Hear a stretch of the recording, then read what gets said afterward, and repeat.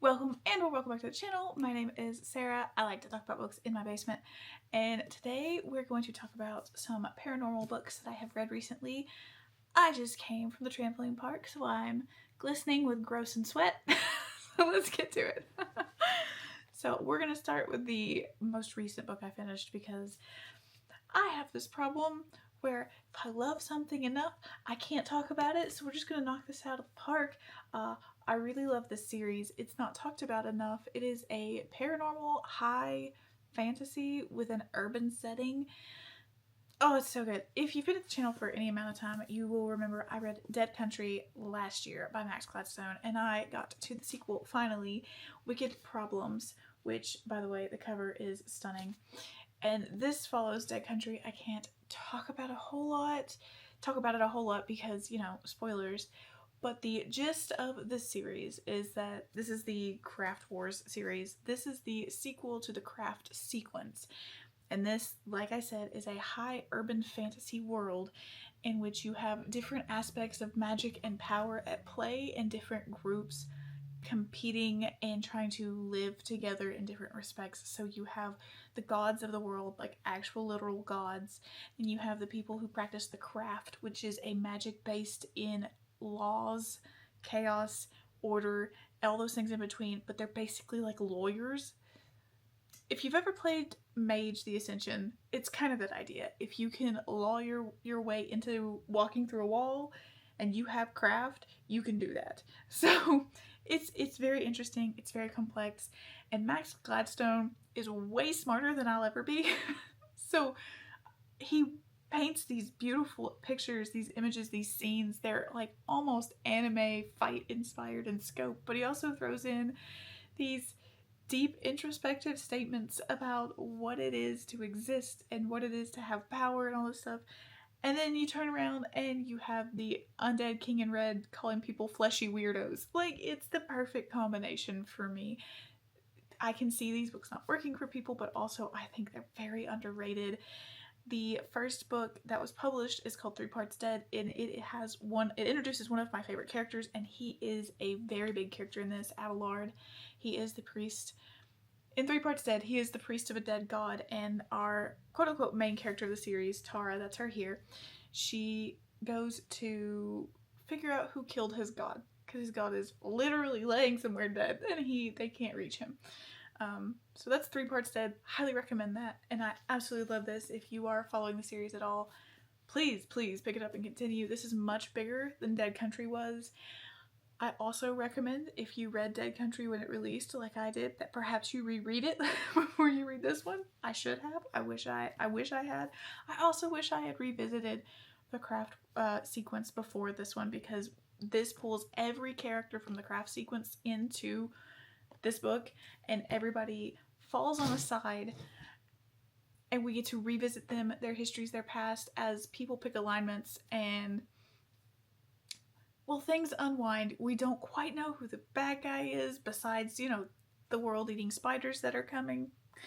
And we don't know who the good guys are, and everybody's fighting each other. It's such a mess, and it's beautiful and glorious, and I can't recommend it enough. So moving on to books I can talk about a little bit more, we'll go with Evocation by S.T. Gibson. Now this is the Fairy Loot edition. I know that this is getting mixed reviews. People aren't liking it, people are loving it. I'm on the fence of I really enjoyed it. I found the characters infuriating but also lovable at the same time. We have, and it's been a hot minute since I've read it, let me refresh it, David, Moira, and Reese. Yes, David, Moira, and Reese, yes. And David is a snotty shit. He is a rich, snotty kid. He's had all of the privilege. He's got all of the skill. He's a prodigy.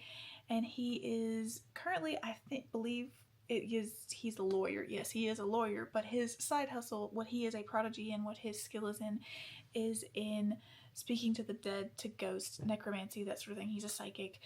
Reese is his ex, and Reese is a sort of like warlock sorcerer. I don't know that he has any innate talent, but he uses actual written magic and circles to cast things, and Moira is sort of like your earth goddess type of witch. She has innate powers and she uses them for tarot card readings. She makes teas and blends and stuff. And these guys are all living together in the city. Not together, but they're all living in the same city. Reese and David have a kind of fraught past relationship, but they're part of the same secret society. Some things from David's family's past come up, and he has to ask Reese and Moira for help. And it is a story about them trying to solve the ghosts and mysteries of his past, but also figure out their relationship bullshit.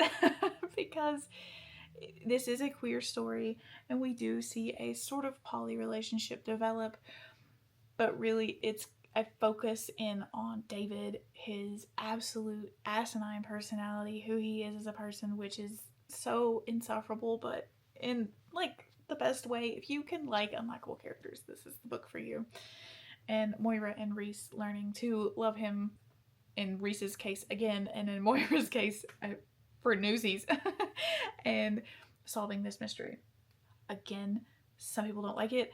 I really enjoyed it. I am finding myself to be a fan of S.T. Gibson. Anything that she has put out recently, I have really liked. I liked Dowry of Blood, obviously.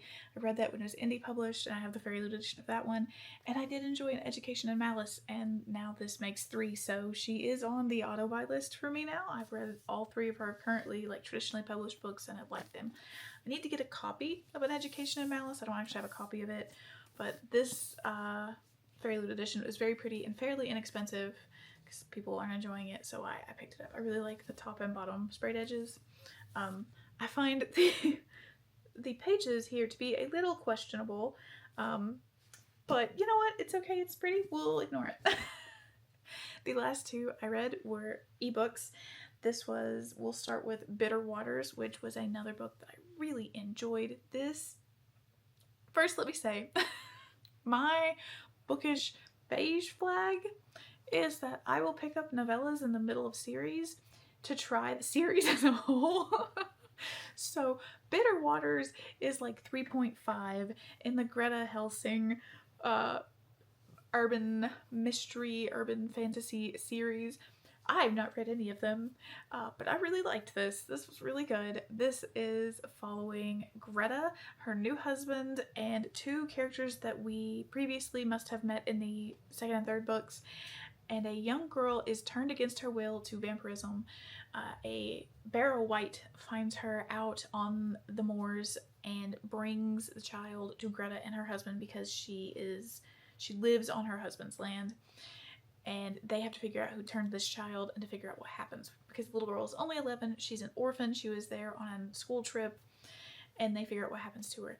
Now, that sounds like it might be a premise I wouldn't enjoy, but it was remarkably cozy. It was very low as far as emotional turmoil. We weren't tortured or beat up about the child's life. She was remarkably sturdy as a child, and I appreciated that as someone who doesn't like big child endangerment plots. And I really ended up liking this, and I like doing this thing, reading a novella in the middle of a series, because it introduces me to the characters in their like established state, and it makes me care about their backstory, so it makes me care about those other books. So I finished this and immediately bought the first book on Pango, so I have a copy of it, and I am very excited to get to it. It's on my TBR for this month. We'll see if that happens, because the Amazing Readathon is kind of kicking my butt, but we'll find out. Really liked this. As someone who's not read the other books, I think you can totally read the other book. Totally read this without reading the other books. I also really liked Dracula in this. He is just a bro that hangs out. I mean, he's like the leaders of the vampires, but he's also kind of cool, so that was neat. And I also didn't know the author of this, Vivian Shaw, is married to Arcady Martel. Is that how you say her? Is that who I'm thinking? The memory called Empire. The author of A Memory Called Empire. So that's pretty cool. We'll definitely get to more of Vivian Shaw's work, and I definitely want to read Arcady's work.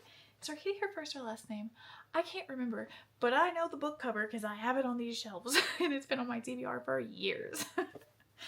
Moving on, the final thing I read is called Fawn Over Me, and this is by B.L. Brown and looks way cuter than it really is. I picked this up because I needed a book with 2 points of view. I wanted something quick and light, I needed it for my Amazing Readathon challenge, and I saw this being pitched on Instagram, and I was like, I'll give it a shot. I really liked it. Let me get that out of the way. I enjoyed it. It's called Camp Cryptid, which is the reason ultimately that I checked it out of Kindle Unlimited, because I love cryptids. I love spooky shit. I love cryptids. I love, you know, all the weird stuff like that. So I tried this. The cover, very cutesy. The actual contents, not so cutesy. This is about a young fawn.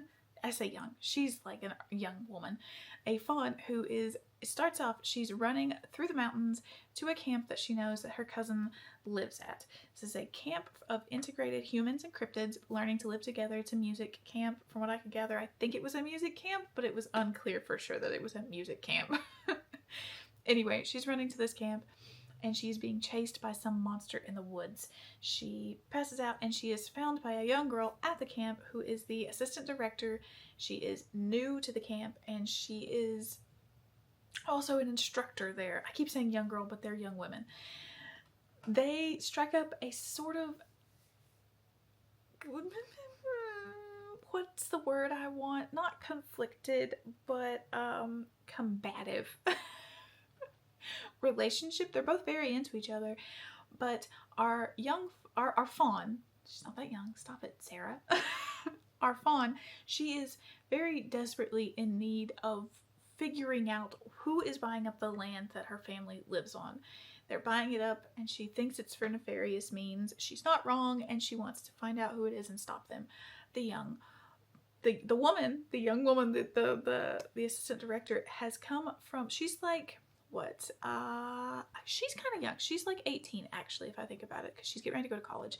She has come from a very very conservative family, straight up just conservative family. She wears skirts, she has long hair, her father has a say in everything. He is like a high-powered lawyer, senator type of person, and it's a lot of that. It's a lot of her deconstructing and learning how to not live under the thumb of this oppressive man and this oppressive structure she's been raised in, and we get a lot of her inner turmoil and anguish. So like, not cute, kind of fraught, and at the same time we're also seeing and hearing in her history, she is remembering things that her father has said. He looks down on the Inhumans, as they're called. They talk about them like they would talk about, you know, it's very much a racism thing, a speciesist thing.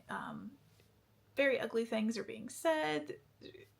So if you're sensitive to that, you may not enjoy it. It's not light and fluffy. It's not cozy. It gives those vibes, and it is not. I had fun. I enjoyed it. I found that the characters were a little bit over the top at times, and I again am unclear on some details. Like, I think this is a music camp, but I'm actually not sure, because the only camp classes we saw were the ones that our main human female character, what was her name? So the fawn's name was Cricket, and I can't remember the other girl's name. See, this is what happens. Avery. Avery was teaching. So we only get one class, and she's teaching a guitar class, and she plays piano in the atrium. So like, I think it's a music camp. Again, like I said, not super clear. Camp details, not great. But the story itself was interesting. There was a lot of interesting creatures. I really loved some of the creatures, especially at the end that we saw. The old Appalachian saying, if you saw something in the woods, no you didn't. That was very much repeated. I liked that.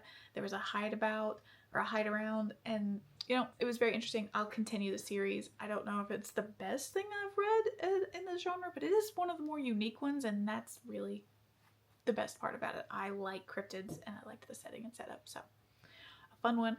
I would recommend it if you like this sort of genre. So there you go. That is my last paranormal book to talk about.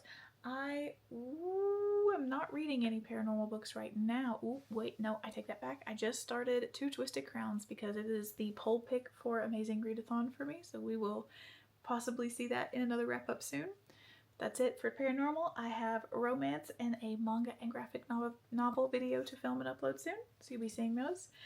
Thanks so much for watching, guys. Let me know what you've thought. Have you read any of these, especially if you're a Max Gladstone fan? I'm the only person that I know that has read Max Gladstone. Rachel over at Colonnati used to read his books. She was the one that recommended them and got me onto them, but I don't know that she makes videos anymore, so please let me know if you read Max Gladstone. I love his stuff so much. But yeah, this is it for this video. Like, comment, subscribe, all that good stuff, and I'll talk to you guys again soon. Bye, y'all.